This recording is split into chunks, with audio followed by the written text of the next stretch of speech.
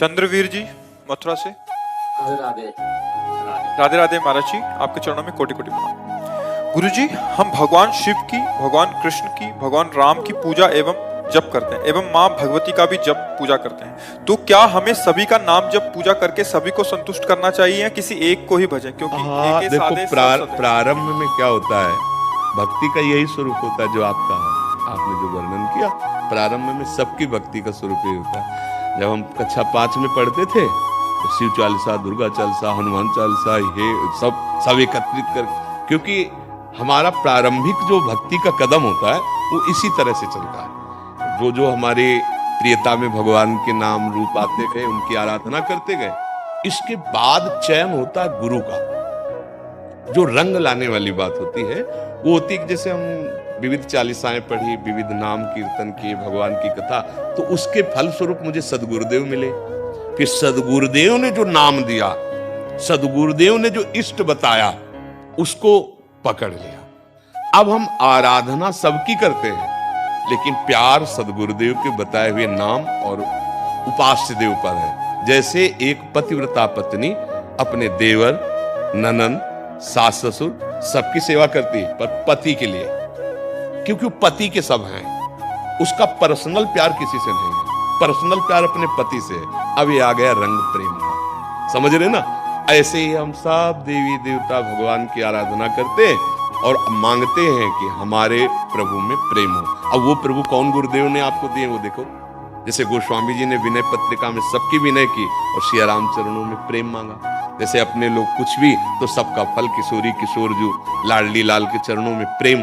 तो अब हमें ये देखना है कि अभी तक हमारी उपासना हमारे भाव से चलती रही, अब हमारे भाव का फल है गुरुदेव के भाव में हमारा भाव समाहित हो जाए, तभी वो सिद्धावस्था मिलती है। चाहे शिव बिरंची सम होई, गुरु बिनु भवनिधि तरह न कोई। तभी कहा तात स्वर्ग अपवर्ग सुख धरी तुलाय कंग तुलनताय सकल मिल, जो सुख लव सत्स। एक क्षण में निहाल हो गए, अगर बात मान ले तो एक क्षण में निहाल हो गए कि आज तो माला माल हो गए, क्योंकि आज मुझे कोई वादा करने वाला तो मिला।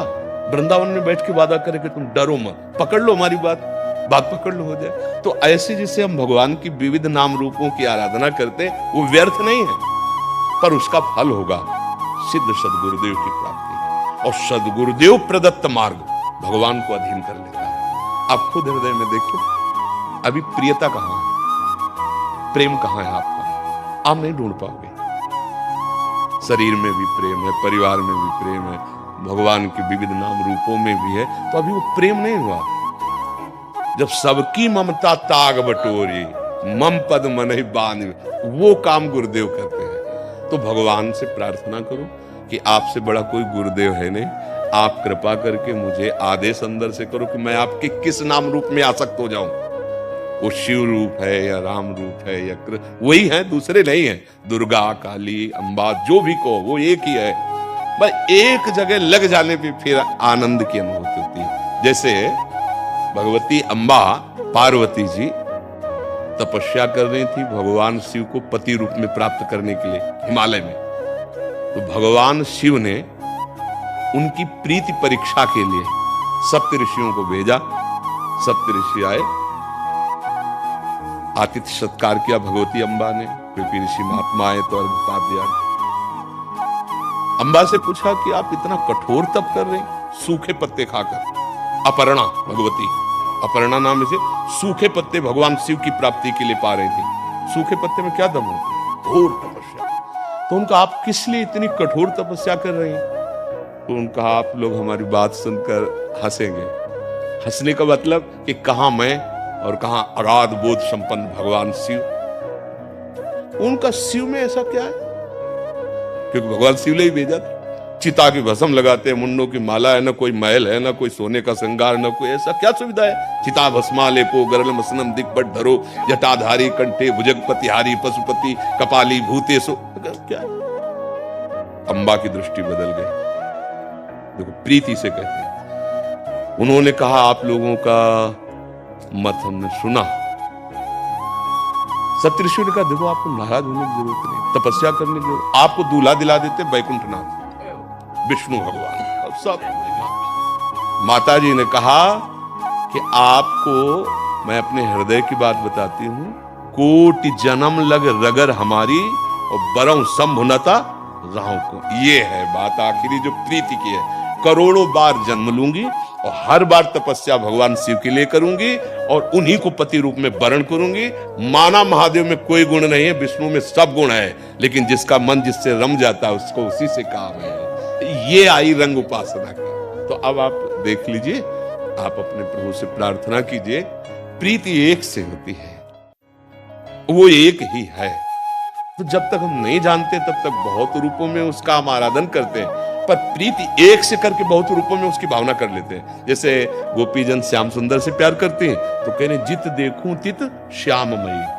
अब कोई दूसरा नहीं है, जिधर देखती हूँ श्याम सुंदर ही श्याम सुंदर नजर। गोस्वामी जी राम जी से प्यार करते, वो कह रहे जड़ चेतन जग जीव दत्त सकल राममय। अपनी भावना एक आराध्य देव पर वही है, लग जाए तो रंग आ जाए। अब ज्यादा समय तो नहीं रहा, अब जीवन का ज्यादा समय तो नहीं रहा, तो अब रंग आना चाहिए। अब प्रभु का कोई एक नाम रूप पकड़ लो और उसी में डूब जाओ। एक नाम रूप में कोई प्रभु का पकड़ लो। भजन अपने प्रयोग में ना लाना, इसका भी आंतरिक रहस्य है।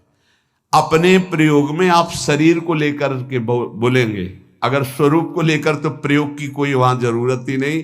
स्वरूप पूर्ण काम है, वहां कोई अभाव नहीं। जब आप कोई भाव अपने लिए करेंगे तो देह भाव होगा, देह भाव से किसी विषय की मांग होगी। विषय पूर्ति भजन का फल नहीं होता, भजन का फल होता विषय निवृत्ति।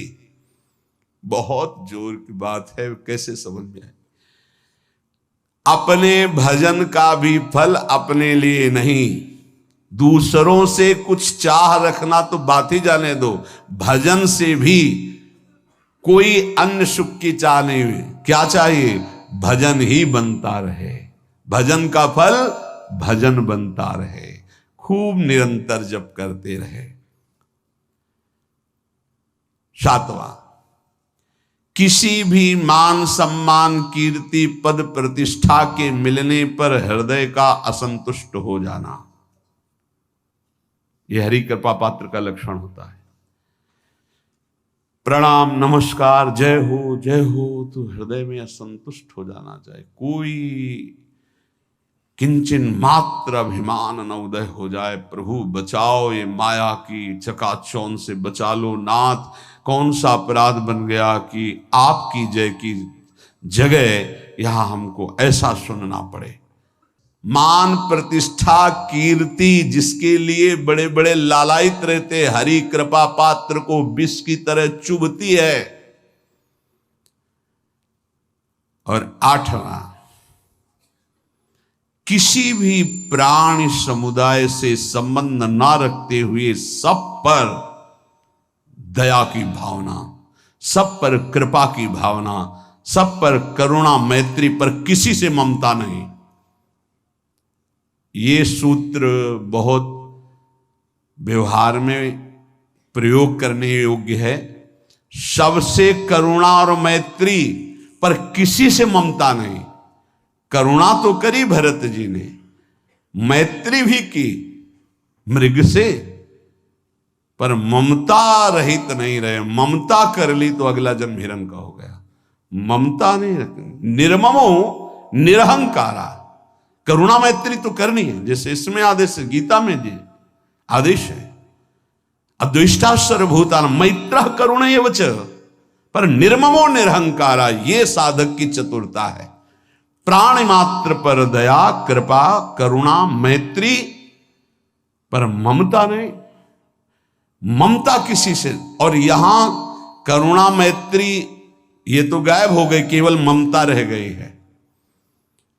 अपने शरीर से ममता, शरीर संबंधियों से ममता, विषय भोगों से ममता, यही जहर है।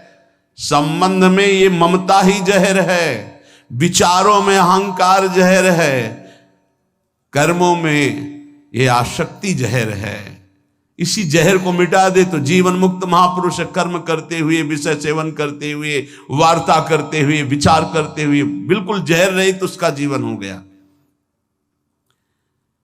तो ये 8 बातें हरि कृपा पात्र में होती हैं, इनको बार बार सुनना, हृदय में धारण करना।